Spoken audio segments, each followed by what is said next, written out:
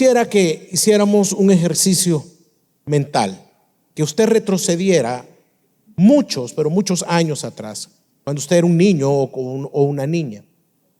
No sé si usted recuerda cuando sus padres lo dejaban a usted en su casa mientras ellos iban a trabajar, el cuidado ya sea con su abuelita o de alguien que puede estar sirviendo o de un familiar. En mi caso, yo recuerdo muy bien que tenía unos 6 años y yo me quedaba con mi madre, con mi mamá. Mi mamá era ama de casa, así que cuando mi papá se iba a trabajar, me quedaba al cuidado de él. Yo soy el mayor de tres hermanos, y mi hermano de en medio estaba aún muy, pero muy pequeño como para poder tener más conciencia para exigir alguna cosa de que no fuera más que estar comiendo del pecho de mi madre, ¿verdad? Pero yo ya con mis 6 años, yo ya tenía conciencia de muchas cosas, como por ejemplo de que mi papá se iba y me quedaba yo con tristeza. Así que todas las veces que se iba, yo me quedaba con una expectativa que él tenía y que iba a regresar. Recuerdo que él lo hacía entre las 6 de la tarde, 6:30 aproximadamente. Cuando ya la tarde iba avanzando, como eso de las 4:30, 5, yo lo que hacía era prepararme. Yo le decía a mi mamá, ya va a venir mi papá, así que voy a arreglar mis juguetes. Arreglaba los juguetes, arreglaba lo que tenía que hacer, y mi mamá me decía, lávate los brazos, porque los andas todos chorreados, me acuerdo que me decía. Y el cuello, que andas una gran cadena, típico. Yo lo hacía. Pero junto con eso, yo le decía a ella, mira, allá en la esquina donde nosotros vivíamos, allá en Cojutepeque, allá en Londres, Cojute, en la esquina había una panadería, que por eso de las 3:45, 4 que estaban haciendo el pan dulce, salía aquel vapor espectacular, olor a pan. Y vendían una semita mieluda, hermano, tamaño ladrillo, con ese sabor a panela, que de hecho un hermano estos días llevó una y me recordaba, me encanta esa semita porque me recuerda a esa panadería, pero a mi papá le encantaba tanto. Así que yo le decía, mamá, vamos a comprar de la semita meluda para mi papá, porque le encanta, pero también le vamos a poner el cafecito. Sí, me decía él. Entonces se llegaban a 6:30 de la tarde, escuchaba yo el pickup amarillo de mi papá, su motor. Cuando se parqueaba, escuchaba cómo él salía, y dependiendo del impacto de la puerta sabía cómo venía, si venía enojado, medio contento. Yo sabía el viene contento. Pero lo importante es que yo me quedaba como a 6 metros de la puerta principal, 3 metros, no recuerdo. Yo escuchaba cuando metía la mano, la llave, la cerradura, y abría. Cuando yo lo miraba y él me decía, ya vine, ya estoy acá. Yo salía corriendo, me tiraba en sus brazos, lo recibía a besos y le decía, papá, ahí está tu semita y tu cafecito. Todo está arreglado, todo lo tengo preparado para tu regreso. Eso fue mi experiencia. Por eso es de que en esta mañana vamos a meditar en el Evangelio de Mateo, capítulo 25, del 1 al 13, que fue el texto que leyó nuestro hermano. Pero antes de entrar al centro del sermón, quiero que usted escuche cuál es el contexto de Mateo. Mateo fue escrito probablemente entre la última parte del primer siglo, años antes del año 70, 80 después de Cristo. Es muy importante que nosotros sepamos el contexto. ¿Por qué está escribiendo Mateo, el apóstol? Fue escrito por Mateo, un odiado recaudador de impuestos, odiado por su misma nación, pero convertido a discípulo del Señor años más tarde. ¿Qué pasaba en ese momento? ¿Qué estaba sucediendo? En ese instante, la comunidad cristiana estaba formada por judíos y por gentiles. Este grupo de hermanos cristianos estaban experimentando una persecución extrema, recia, a tal manera que los estaba llevando a muchos a la muerte. ¿Pero por qué sucedía eso? Bueno, tenían el principal desafío, y es que el desafío era enfrentarse con la presión de mantener su fe cristiana, su fe en medio de todo lo que estaban viviendo. Ese era el desafío, no negar a Cristo.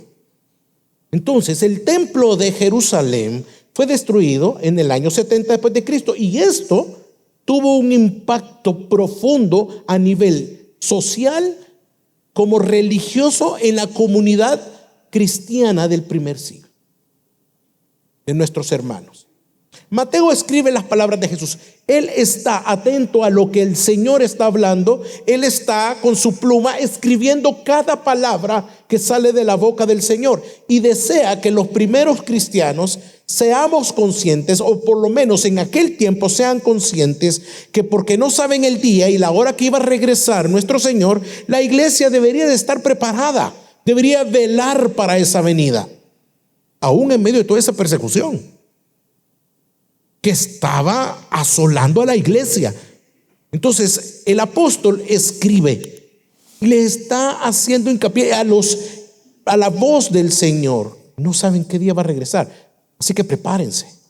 En el capítulo 24 nos habla de muchos acontecimientos que van a suceder antes de su regreso, como la destrucción del templo y muchas otras señales que vemos en el pasaje. Así que al final del evangelio de Mateo, Jesús se sienta con sus discípulos. Él está alrededor de ellos y les da una advertencia rigurosa. Les da una advertencia sumamente importante para los discípulos en ese instante. Le da esa advertencia junto con los que están alrededor de él en ese momento, sobre estar preparados y velando, porque no sabemos cuándo iba a regresar. Así que estamos en Mateo 24, un capítulo antes del que vamos a estudiar. Mateo 24, versículo 44 registra lo siguiente. Dice así: por eso, está hablando Jesús, por eso también vosotros estad, ¿qué dice el texto, hermanos? Prepara. El Señor inicia así. Por eso, miren, ustedes tienen que estar preparados. Porque a la hora que no penséis, vendrá el Hijo del Hombre. Está hablando de él mismo. Inmediatamente dice esas palabras, y después de esa advertencia, el Señor les da 3 parábolas. ¿Cuáles son? La del siervo fiel e infiel. Y después está la parábola de las 10 vírgenes, que vamos a ver en un momento. Y para concluir, lo hace con la parábola de los talentos. Las 3 tienen que ver con el tema. Tiene que ver con que el regreso del Señor, que no tarda, y de los frutos. Así que de esta manera, o en esta tarde, hermanos, con este sermón, es mi deseo que seamos animados, pero también exhortados, porque nuestra esperanza como iglesia está en el regreso de nuestro Señor Jesucristo. Por tanto, velemos y estemos preparados. Amén. Vamos a ver del versículo de 1 al 6. Está sucediendo algo. Las vírgenes, pero también vamos a observar qué pasa con estas mujeres y qué sucede con el novio. Vamos a leer versículo del 1 al 6. Entonces el reino de los cielos será semejante a 10 vírgenes que, tomando sus lámparas, salieron a recibir al novio, y 5 de ellas eran insensatas y 5 prudentes. Porque las insensatas, al tomar sus lámparas, no tomaron aceite consigo, pero las prudentes tomaron aceite en frascos juntamente con sus lámparas. Al tardarse, el novio, a todas les dio sueño y se durmieron. Pero a medianoche se oyó un clamor: aquí está el novio, salgan a recibirlo. En la cultura de la Palestina del primer siglo, las bodas, hermanos, eran fiestas espectaculares, eran fiestas duraderas, eran fiestas de mucha alegría por parte de las 2 familias. Estas fiestas tenían como característica que se extendían por varios días. Y ojo, muchas de estas fiestas incluían también las celebraciones por la noche, o sea, celebraciones nocturnas. Así que era común que el novio llegara durante la noche. Especialmente tenía como objetivo, había algo muy, pero muy marcado, era sorprender a la novia.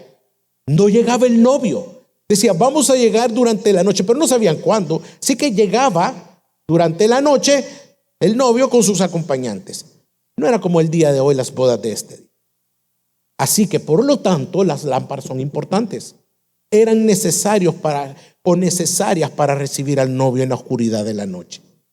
Las acompañantes de la novia en esa época en Palestina acostumbraban tener lámparas con aceite para iluminar el camino. Ya vamos a poner una imagen de cómo eran esas lámparas, que tenía como objetivo iluminar el camino y dar la bienvenida al novio en su procesión. Así que la necesidad de tener lámparas y suficiente aceite para mantenerlas encendidas era sumamente importante.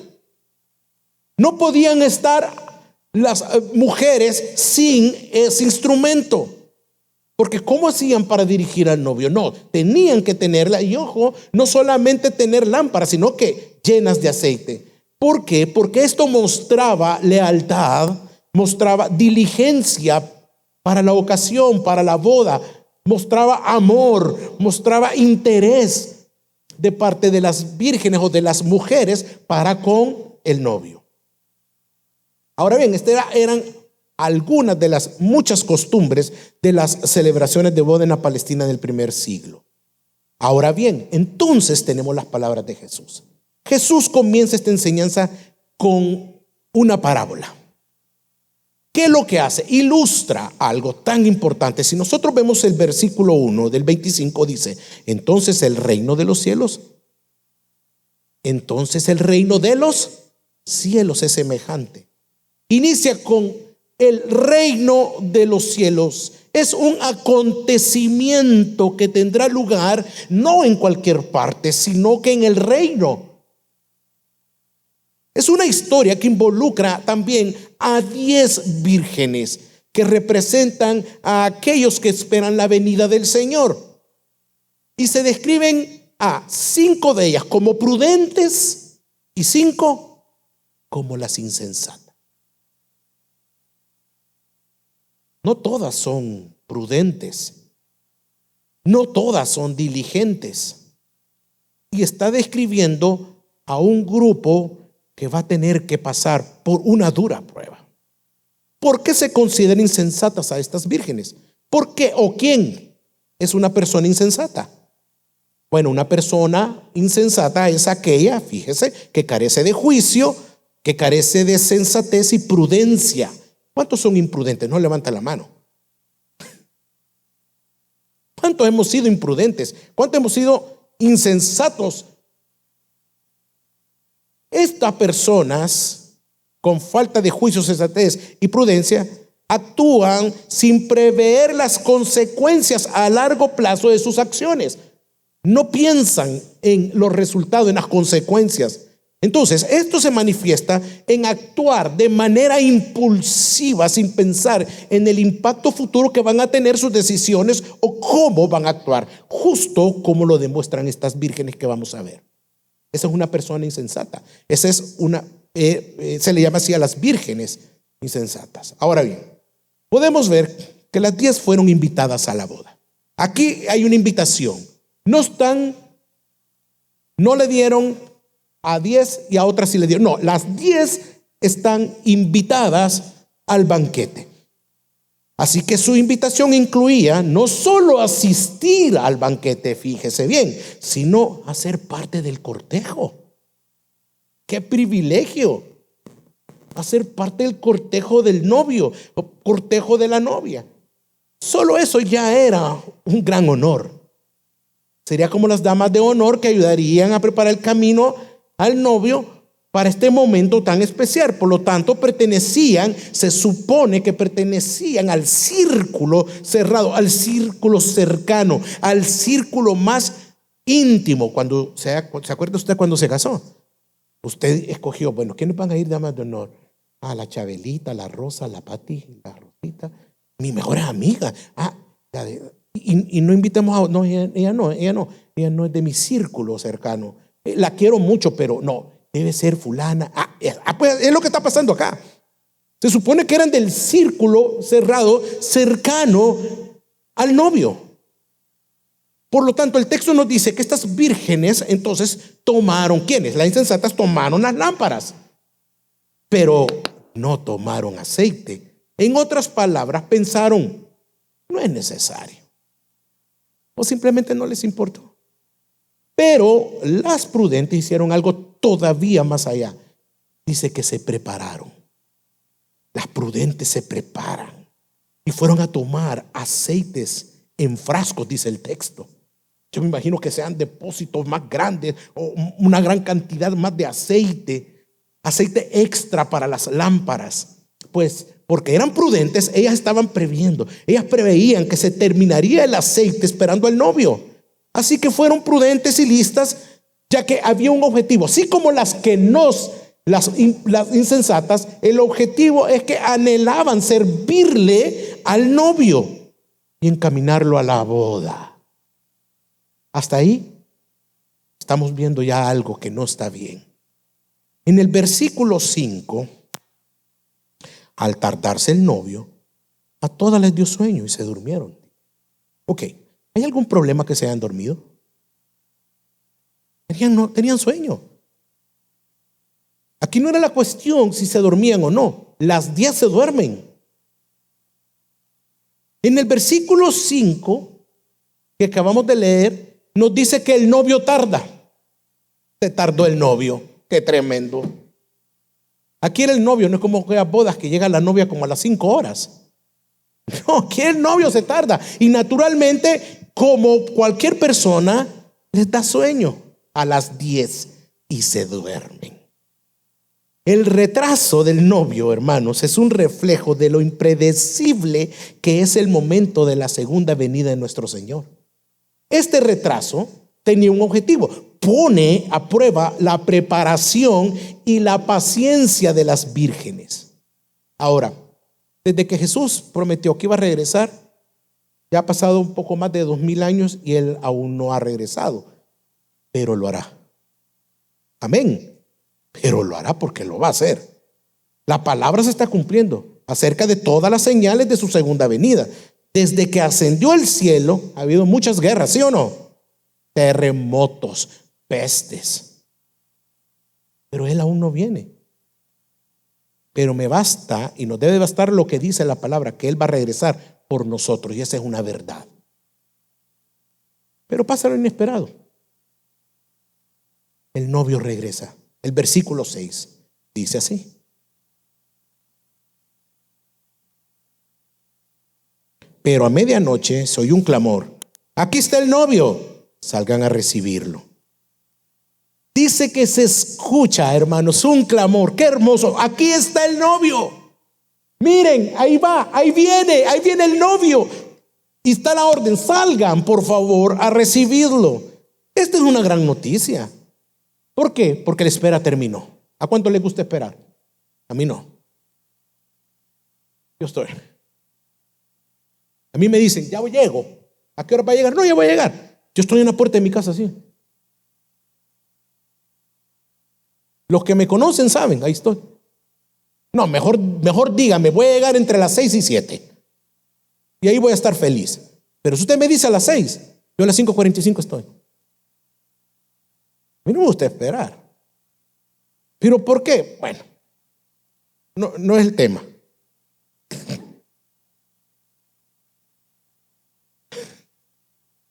La espera terminó, señores. El novio está acá, salid a recibirlo. Lo que tanto deseaban se estaba ya acercando. El novio venía en camino. Así que la orden era: salgan. Miren que el novio está ahí, salgan a recibirlo. Corran por favor, prepárense, salgan a recibirlo. Solamente que la llegada del novio no es como usted y yo quisiéramos. Es a medianoche. A medianoche. En un momento inesperado, en el momento que estaban en el quinto sueño, roncando las 10 vírgenes. Qué rico es el sueño de las 3 de la mañana. Ellas estaban, pero no eran las 3, es medianoche. Estaban dormidas. El novio, ahí está el novio. Corran a recibirlo. Pero veamos cómo estaban preparadas ellas. Así que vamos a los versículos del 7 al 10. Dice así: entonces todas aquellas vírgenes se levantaron y arreglaron sus lámparas.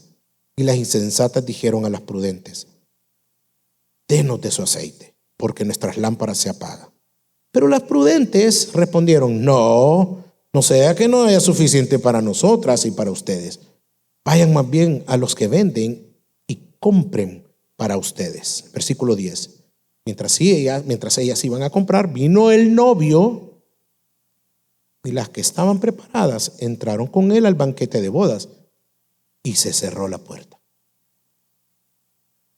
Aquí está el novio, salgan a recibirlo. Esa es la gran noticia. ¿Por qué? Porque la espera había finalizado. ¿Se pueden imaginar el momento de felicidad de ellas? Claro que sí. Al fin el novio, el versículo 7 dice: entonces todas aquellas vírgenes se levantaron inmediatamente y se arreglaron y comenzaron a agarrar sus lámparas, arreglaron sus lámparas. Las vírgenes estaban como locas, se levantaron y empezaron a arreglarlas. ¿Dónde está mi lámpara? Aquí está, aquí hay fuego. A observar la llama, cómo está la llama. Grande, sí, está bien. Y los objetos que tenían que llevar, ahí están los aceites extras, ahí están los artefactos, todos estamos bien, excelente. El arreglo era sencillo. Era ver la mecha, arreglar la mecha, asegurarse que estuvieran encendidas, que ese fuego estuviera grande, la llama grande, amarillota, y revisar el nivel de aceite. Así que los dos grupos empezaron a hacer lo mismo, a moverse. Además, los dos grupos tenían el mismo pensamiento: recibir al novio y ser aceptadas, no solo en el cortejo nupcial, sino en la entrada al lugar donde se iba a celebrar la gran fiesta, la celebración de la boda. Así que los dos grupos de mujeres están preparándose, están viendo cómo están sus lámparas. En ese momento, entonces, que están revisando, imagínense ustedes, están las mujeres emocionadas, ahí está el novio, vayan a recibirlo. Están revisando, un grupo de ellas se da cuenta de algo tremendo lo que está pasando. Hay un grave problema, que las llamas de sus lámparas se están apagando. La lámpara se está desvaneciendo. Yo me imagino, ¿qué pasa con mi lámpara? Si no hay aceite. La otra virgen, y la otra chisporroteando. Dios mío.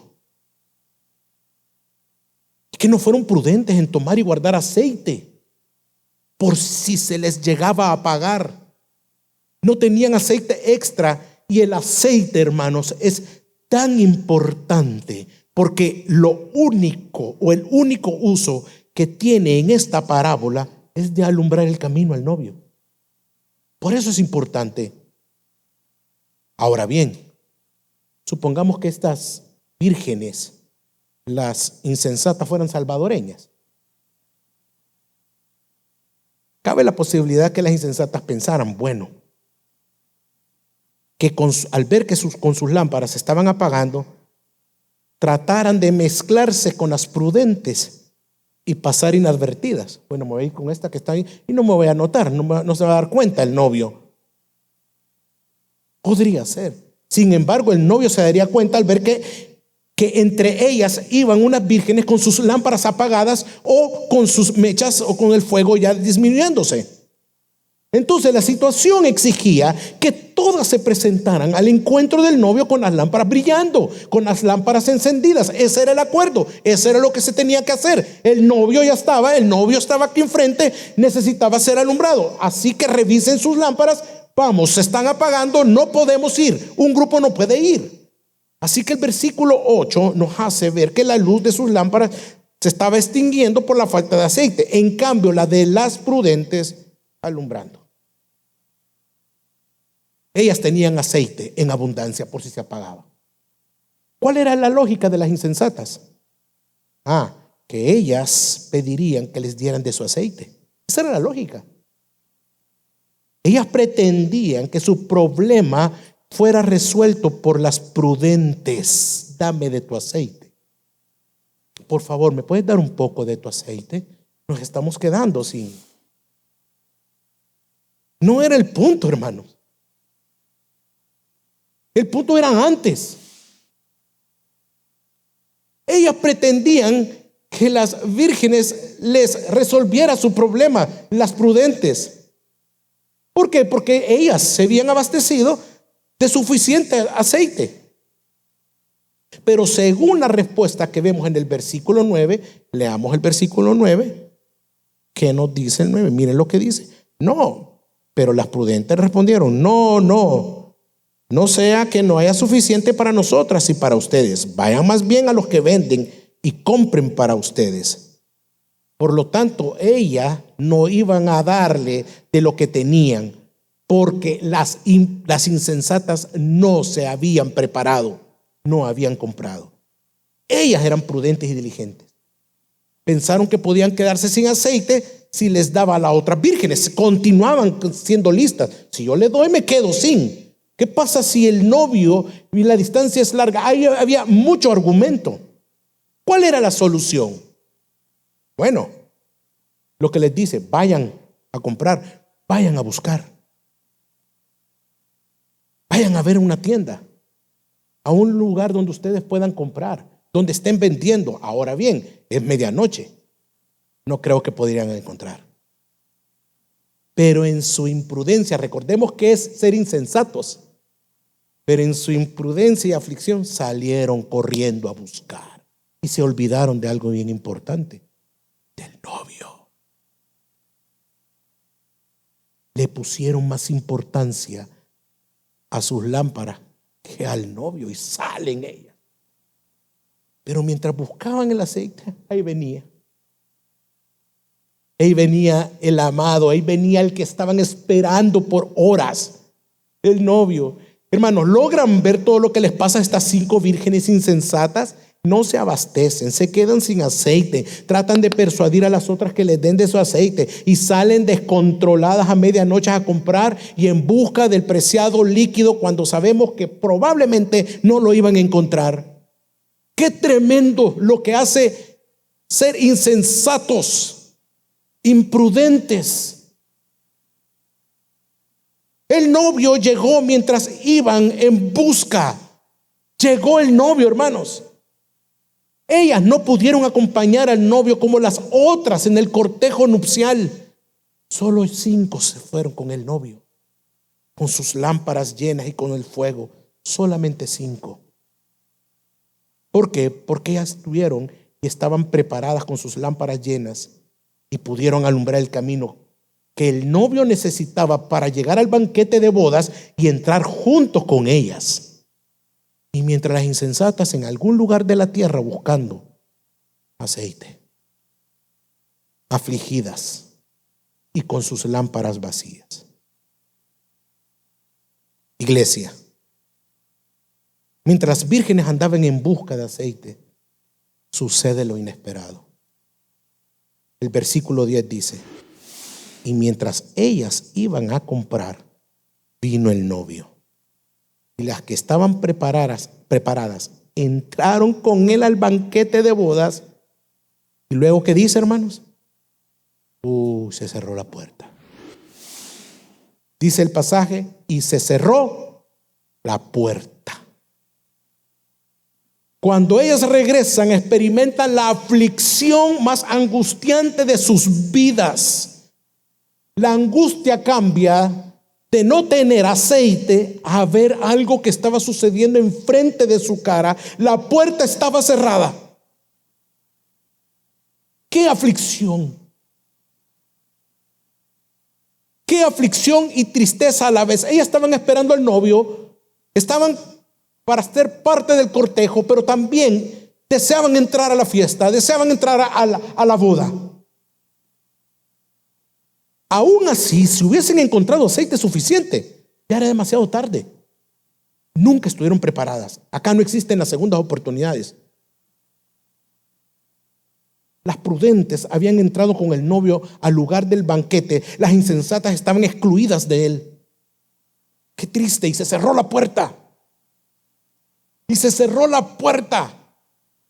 Sí, ya comenzaron.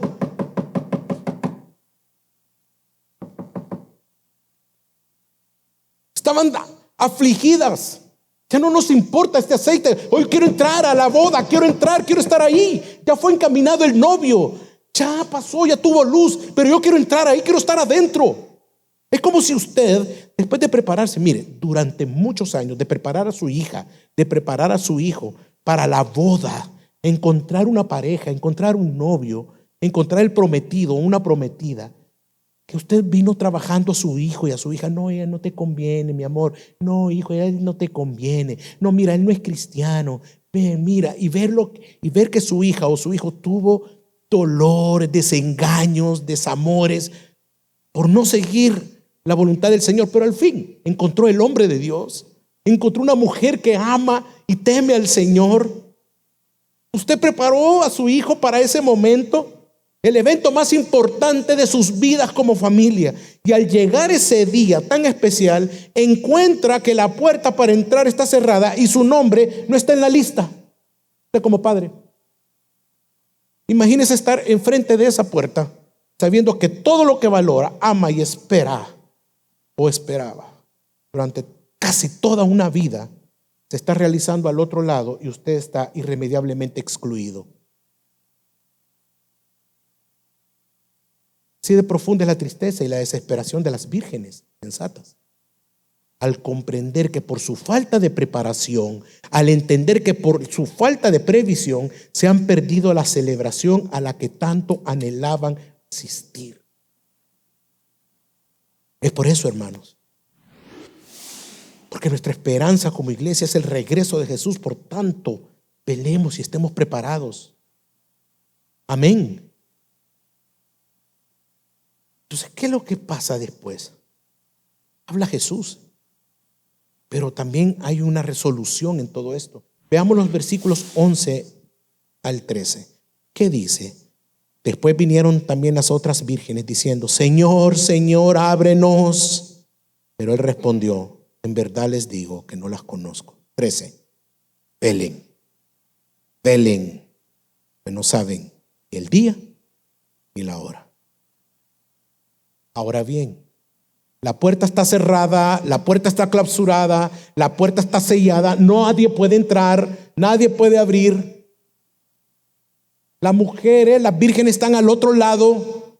Ellas no se iban a quedar con los brazos cruzados, iban a hacer algo.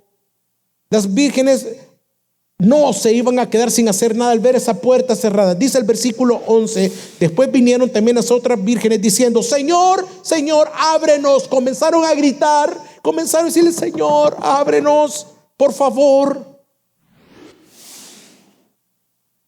Aquí hay un clamor, aquí hay aflicción, aquí hay dolor. Podemos ver la insistencia de ellas, pero también podemos ver su aflicción. Lo que tanto anhelaban, estaban excluidas. Señor, Señor, ábrenos, por favor, ábrenos. Recordemos que el problema de estas 5 vírgenes no es que se hayan dormido, sino que no se prepararon con más aceite. Ahora bien, estas vírgenes le gritan al novio: Señor, Señor. En la antigüedad, la frase Señor, Señor era un modismo judío para expresar intimidad, relación íntima, el círculo más íntimo, que te conozco, un conocimiento y cercanía entre las personas. Dios la usa mucho a lo largo de la Biblia. Abraham, cuando salió de Ur de los Caldeos. Moisés. Y se recuerda a usted a aquella mujer cuando está afanada y le dice: Marta, Marta. luego, con aquel que después se iba a llamar Pablo, y le dice: Saulo, Saulo. Eso mostraba cercanía, que lo conocía. Posiblemente creían, estas mujeres posiblemente creían que el esposo las conocía y había intimidad con ellas. Quizás ellas piensan que son amigas de él y que eso es suficiente para que no se les niegue la entrada a la boda. Señor, Señor, Señor, Señor, ábrenos. Es por eso que están exclamando, están gritando esa frase: ábrenos, Señor. Nosotras te conocemos, tenemos una relación cercana y personal contigo. No somos unas intrusas, no somos unas extrañas, no somos forasteras tratando de entrar a tu boda, Señor. Pero todo intento es inútil. Ellas debían haberse preparado, porque tarde o temprano el novio tendría que llegar. Su falta de preparación y de velar había tenido sus consecuencias. La puerta estaba cerrada, sellada, clausurada. No iban a entrar. Qué aflicción. Qué aflicción, hermanos. ¿Cuál fue la respuesta del novio ante tal llamado? Hermanos, las palabras que vamos a leer en este momento son las más aterradoras que yo escucho del Señor Jesús. Son las más espeluznantes. Dice el versículo 12: pero respondiendo él, dijo: en verdad os digo que no os conozco. Habían sido invitadas, iban a estar en el cortejo, pero no entraron. No las conozco. Es cierto que tienen lámparas y quizás las pudieron haber llenado. Es cierto que tienen invitaciones y me llaman Señor, Señor, pero no las conozco, no sé quiénes son ustedes. Iglesia, estas palabras deben de infundir terror a cada uno de nosotros como creyentes acá en esta tarde, así como aquellos que son incrédulos. La respuesta a la llamada insistente de las vírgenes llegó su respuesta. El novio responde desde el interior, no abre la puerta, no hay oportunidades, no abre la puerta, les dice: no sé quiénes son ustedes, no las conozco. La fiesta de bodas había iniciado y el novio solo estaba con los que conocía, y ningún desconocido estaba en ese lugar ni podía entrar. Recordemos, hermanos, cómo inicia entonces la parábola. Se recuerda que la palabra ilustra: el reino de los cielos será semejante a. Así que no es cualquier boda, no es cualquier lugar, no es cualquier novio. El novio no es cualquier persona. Por lo tanto, lo que está sucediendo ahí adentro, detrás de esa puerta, es único, es especial, es hermoso, es grande y solo es para los conocidos del novio. Amén. Terrible. Así que todos los conocidos por el novio estaban en el banquete. Por lo tanto, todo aquel o los que pretendían entrar luego de haberse cerrado la puerta eran unos totalmente desconocidos.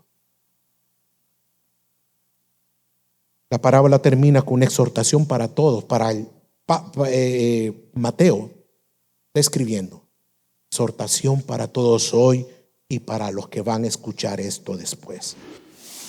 Y la establece como un mandamiento. Versículo 13: velad pues, porque no sabéis ni el día ni la hora. La palabra velad, hermanos, en términos bíblicos, no es estar pasivos, no es estar inertes. Nos quiere exhortar a que estemos despiertos, atentos y expectantes. No es estar viendo qué pase y viendo un partido. Es como estar, voy a ver qué hace la iglesia. No, hermanos.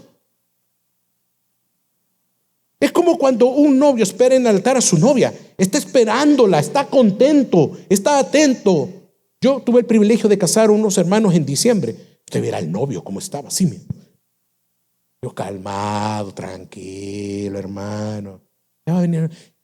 Estaba él con una expectativa. Él estaba pero anhelando, estaba vigilando, él no estaba dormido, desarreglado, tirado a un lado, ay, a ver si viene. No. Acercaba la amada. Ha habido novios que hasta lloran. Yo los veo y me les quedo viendo. Bueno, está bien.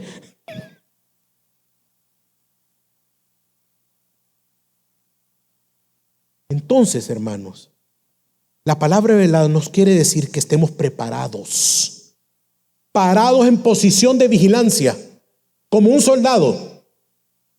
Eso es velado, esperando el regreso de nuestro Señor Jesucristo. Solamente hay un solo ser que sabe cuándo va a regresar Él. En Mateo 24 Jesús lo dijo también, pero el día y la hora nadie sabe, ni siquiera los ángeles del cielo, ni el Hijo, sino solo el Padre. No conocemos ni la hora ni el día, pero cuando el texto me dice que solo el Padre lo sabe, eso me da seguridad que es una realidad.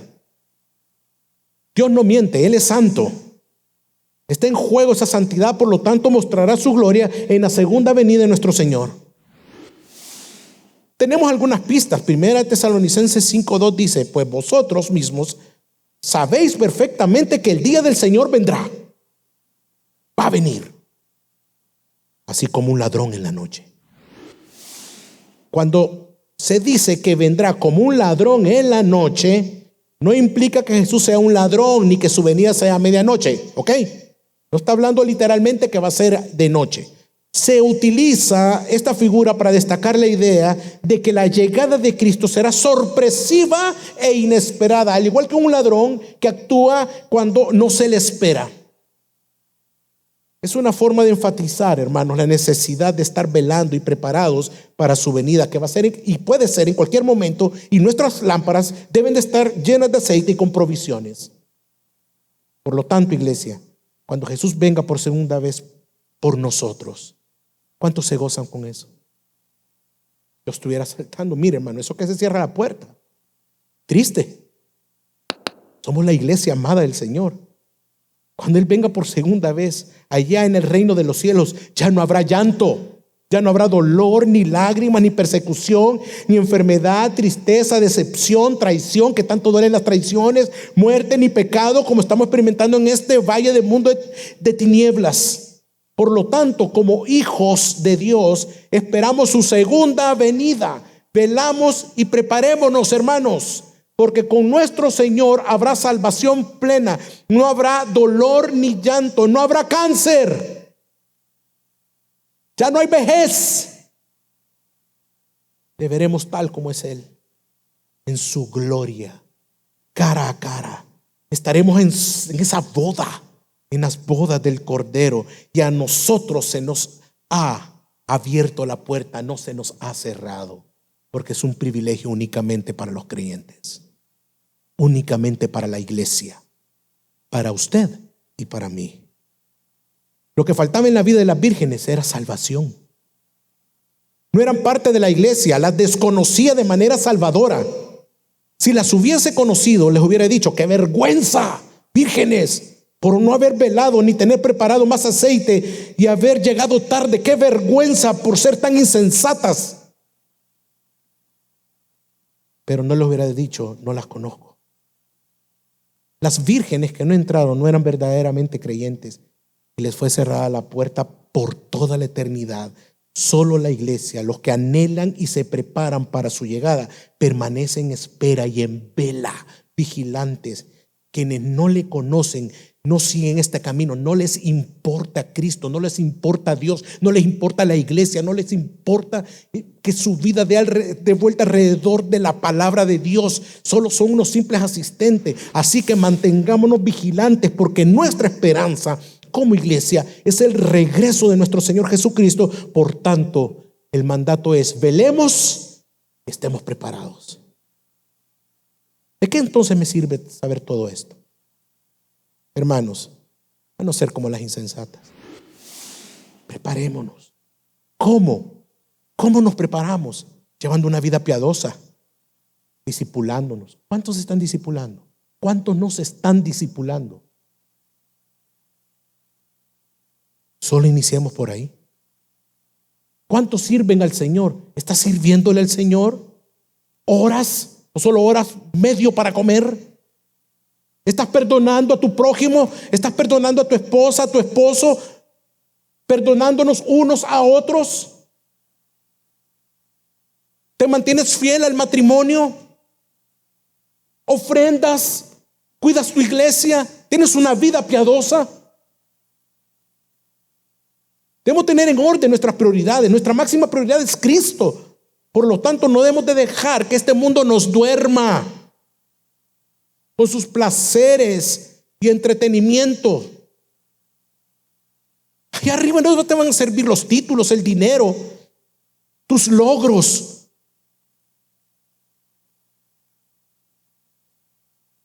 Que no te duerma este mundo. No dejemos aún que los problemas, las angustias nos distraigan de estar preparados para su segunda venida. Jesús fue a hacer lugar para cada uno de nosotros, sus hijos. Sé que lo que podamos estar viviendo puede ser doloroso, angustioso. Algunos hermanos deben estar con dolor, tristeza en sus corazones.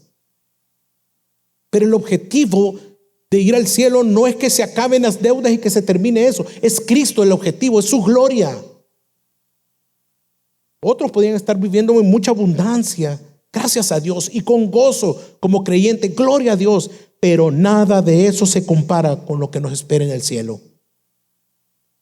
A Cristo, lo más hermoso, veremos cara a cara, veremos delante de Él,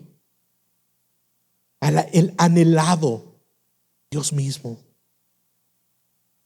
Por lo tanto, debemos de anhelar, querer su segunda venida, orar y darle gracias porque Él venga. Regresa pronto, Señor, ven pronto. Él es lo más grande.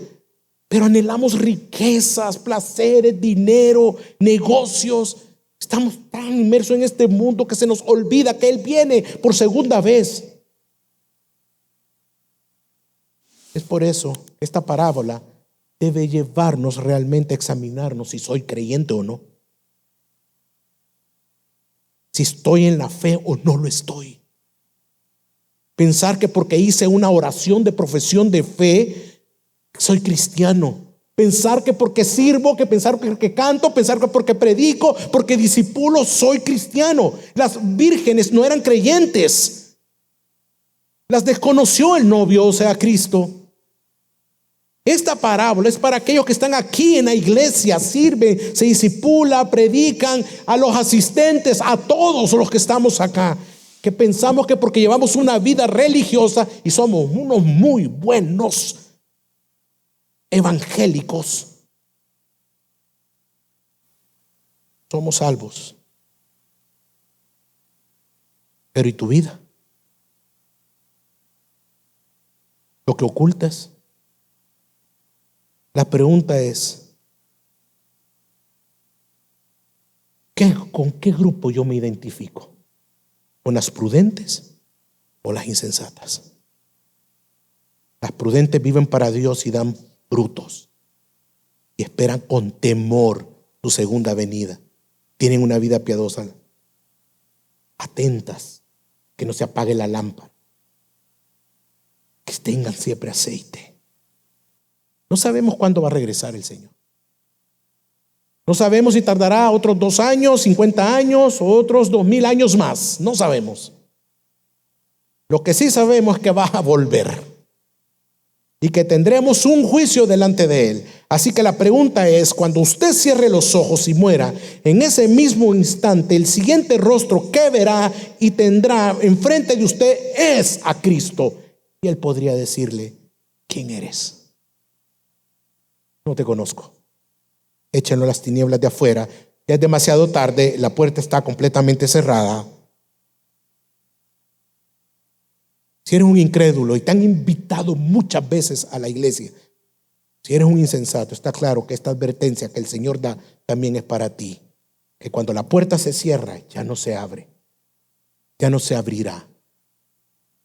La vida cristiana no consiste en las cosas que te puede dar Dios, en resolver tus problemas. La vida cristiana consiste en amar, en el temor a Dios, en hacer su voluntad, en buscar de Él. Por eso, ¿cómo está tu vida? Arrepiente de tus pecados y cree en el Señor. Y para terminar, en la parábola de las 10 vírgenes, hermanos, Jesús nos enseña una lección crucial: estar siempre preparados para su regreso. Esta preparación no es solo una cuestión de espera, sino de vivir activamente nuestra fe, de vivir para Él una vida en santidad, una vida en arrepentimiento. Al igual que las vírgenes prudentes, debemos de mantener nuestras lámparas llenas. Este mensaje no es solo para reflexionar, ojo, no solo es para reflexionar, sino para llevarlo a la acción. Que al salir hoy de este lugar, primer servicio del año, cada uno de nosotros se pregunte: ¿cómo estoy preparando mi corazón para la segunda venida del Señor? Recordemos, porque nuestra esperanza como iglesia es el regreso de nuestro Señor Jesucristo. Por tanto, velemos, estemos preparados. Amén. Oremos.